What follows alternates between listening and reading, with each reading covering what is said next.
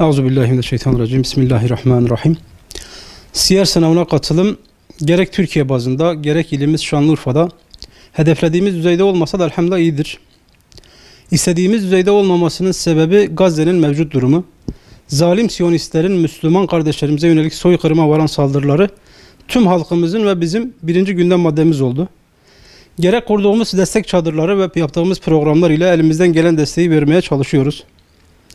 Bundan dolayı siyer yarışmamız ikinci planda kaldı biraz. Siyer sınavına katılım elhamdülillah var. Bugün itibariyle Şanlıurfa ilimizde kayıt sayısı 10.000 civarında.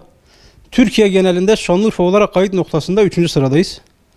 Kayıt noktasında önümüzde olan Diyarbakır ve İstanbul illeriyle aramızda tatlı bir rekabet söz konusu.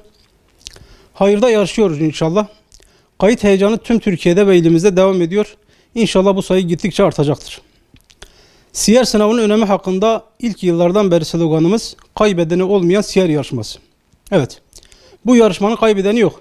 Çünkü amacımız Resulullah Efendimizin sallallahu aleyhi ve sellem örnek ve güzel ahlakını anlatan siyer kitaplarının katılımcılar tarafından okunmasını sağlamak. Onun hayatını okuyan biri onu tanıyacak ve hayatını bu okuduklarına göre şekillendirecektir inşallah. Dolayısıyla hem dünya hem ahiretini kurtarmış olacak.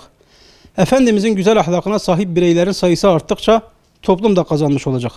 Rabbim onu okumayı ve güzel ahlakını yaşayanlardan eylesin inşallah.